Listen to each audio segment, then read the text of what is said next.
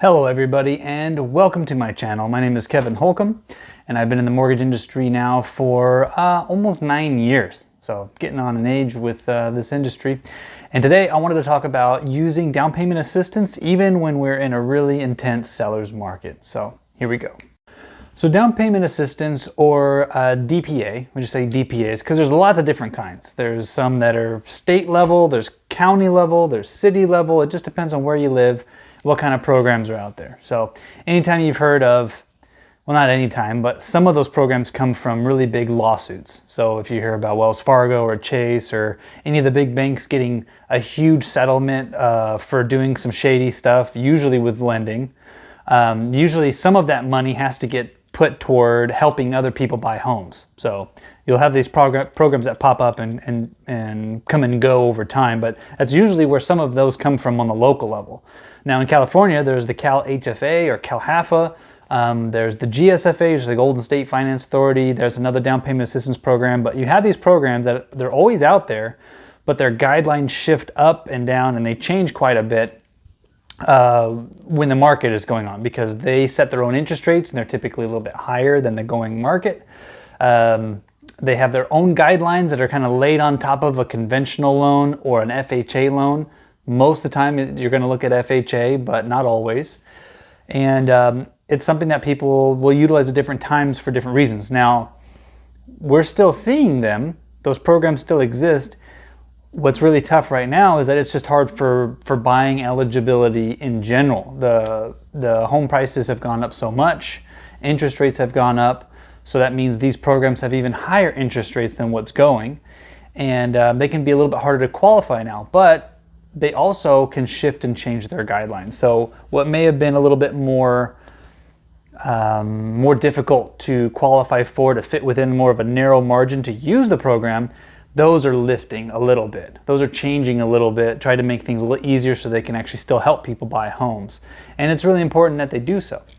And what I wanted to do this video on is that I've done a video in the past about down payment assistance and how it works.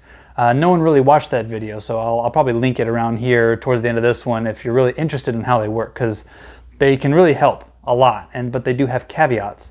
But one of the reasons why I wanted to do this video was that we're still seeing them, and they're still usable. And here's kind of one of the benefits of them, is that if you qualify for a down payment assistance program, when you go to put an offer on a house, that information is not going to be on your offer.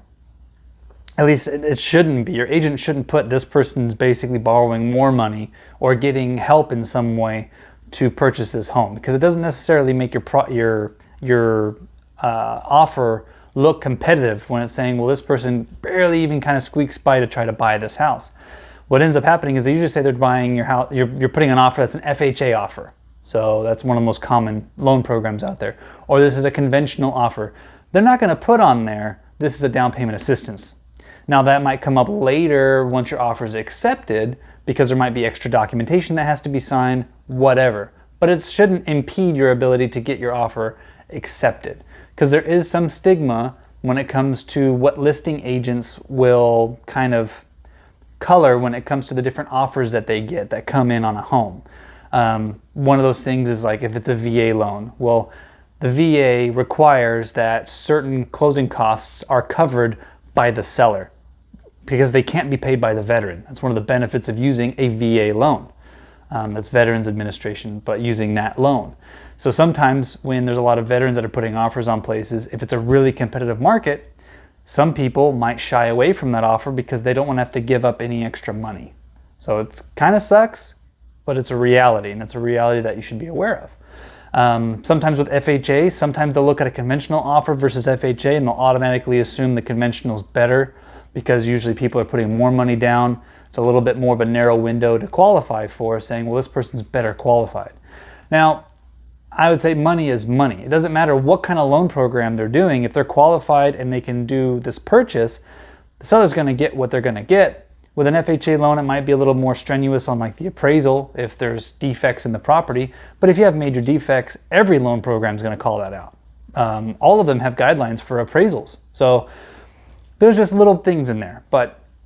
So I just wanted to keep this one kind of short, but people are still using down payment assistance. So if you can, still look for it. There are income caps. You can't make too much money and still use the program. In California, those caps are pretty high, and they're based on location. So if you're buying in a very expensive area, usually the income levels are going to be higher. If you're buying in an area that's not, they're going to be lower. That's how it usually works. But when you talk with your loan officer, say, hey, what kind of programs are there? Is there something that we could use? And then what they do is they kind of look at what you're doing or what you would want to do through the lens of these extra guidelines for doing down payment assistance. Some require that you're a first-time home buyer. You can't have owned or been on title of a property for the last 3 years. And that's important. If you co-signed for a parent or a sibling or somebody and you're on title on another property, you technically are a part owner of that property, even if you don't live there. I've had that come up more than once, and it's been a very interesting hurdle to try to overcome when someone says, look, I never bought a house, and they're trying to use a program, and it's like, well, you're on title of a property, meaning you own or have ownership of that property. So little things like that. But they're good programs. A lot of them, they are forgiven, or if they give a second or a third, that just kind of hang around until you refinance or you sell your home, but you're not technically having to pay that back right then and there. They have really small interest rates on them, sometimes 1% or 0%, depending on the program. So they're still great programs to use. If you have any questions about down payment assistance or anything like that, leave it down in the comments below. We can talk about it. If you've ever used down payment assistance and it's been something that you found to be a benefit, go ahead and drop a comment down there as well. That'll probably help other people that see this video. But thanks for checking it out today, and we'll catch you next time. Peace.